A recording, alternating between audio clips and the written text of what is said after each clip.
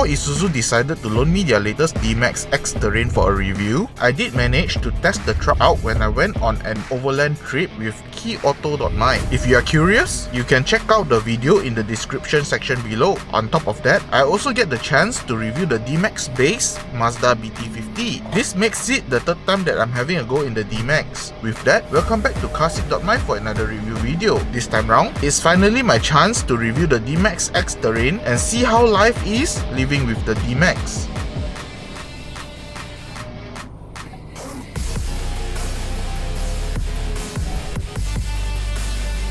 Compared to the Mazda BT-50, the Isuzu D-Max X Terrain has a much sportier looking exterior that separates itself from the Mazda variant. At the front, the D-Max comes with a slicker looking front end that is flanked by two powerful LED headlights. The LED headlights also come with adaptive high beams to assist the driver to look forward on darker roads. Around the truck, the D-Max does come with plenty of sticker details that give more characteristic to the D-Max. Additionally, chrome is kept to a minimum to enhance the sportiness of the D-Max.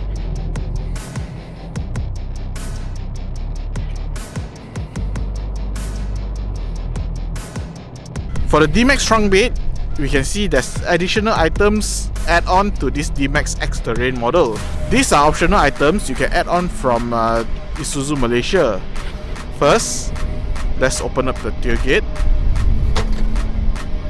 As you can see, there's two dampers over here. It dampens the lowering of the tailgates.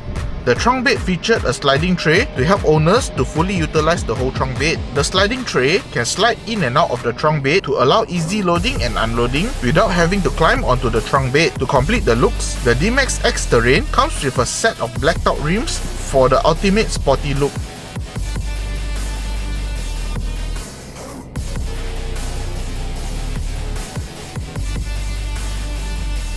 For the interior of the D-Max X Terrain, the seats and the dashboard are wrapped in the same brown color leather as found on the Mazda BT-50. This really elevates the luxuriousness of the interior, while at the same time still retains the ruggedness of the D-Max. First, you can get one cup holder over here when you push it.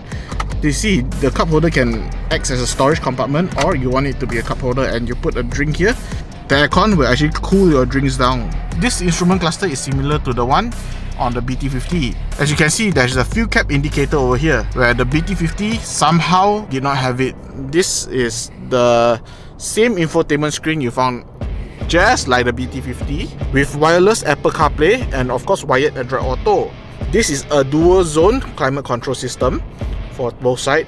The lowest is at 18 degrees Celsius. Then down here, you get your 12-volt socket. This is the USB slot and auxiliary slot. This is where you switch between 2-wheel drive, 4-wheel drive high and 4-wheel drive low. While both trucks have pretty similar seating positions, I do start notice that the lack of thigh support from the seat bottom the more I spend my time in the D-Max. Generally, both trucks do have similar interior. Do check out the BT-50 review for a more detailed explanation on the interior.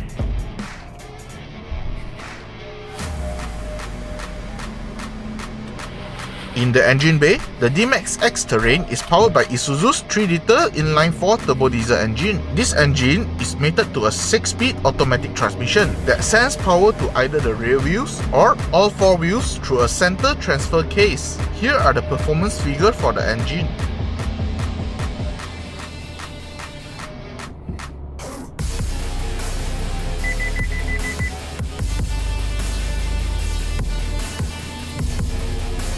Considering both the D-Max X Terrain and the BT-50 share the same powertrain setup, I would say that the powertrain has equally good low-end torque, yet still feel rather comfortable sitting at highway speeds. The 6-speed automatic transmission is smooth when changing gears, and always in the right gear at the right time. While the D-Max comes with a higher mileage, I do notice that the engine noise is on the quieter side compared to the BT-50, especially when accelerating in the first and second gear.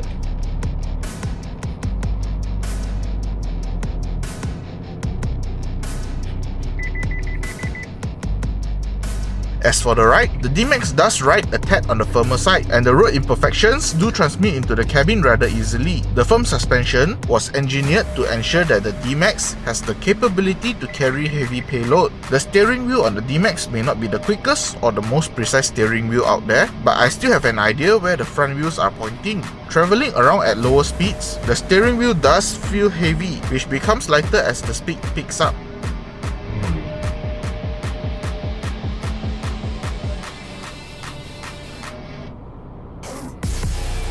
Slowing down a truck requires the brake to work quite hard to achieve that. With the disc brake up front and the drum brakes at the rear, the brakes are still fairly capable in handling the abuse during day-to-day driving. Then again, one must not forget that this is still a heavy pickup truck, and braking early is very crucial to make sure that the truck slows down in time. In the safety department, the D-Max does come with a whole host of safety and advanced driver assistance features to keep the driver safe on the road. The only lacking system on the D-Max is that it didn't have the lane keep assistance feature, which is due to the steering system that the D-Max is using. Here are the basic and advanced safety systems that is available on the D-Max.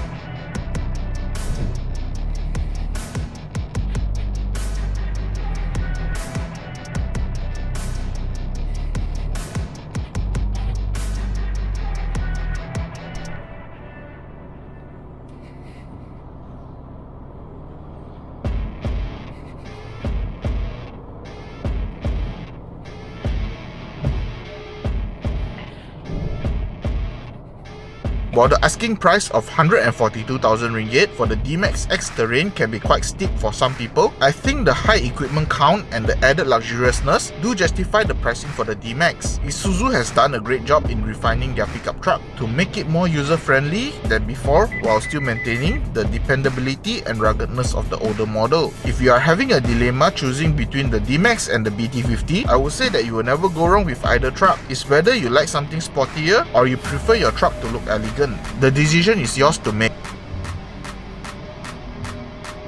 Hope you enjoyed this review. Please kindly leave a like and subscribe to this YouTube channel for more review videos. In the meantime, you can head on over to Carsick.my for more information regarding the D-Max. Please leave a comment below to share your thoughts. Hope to see you soon. Bye.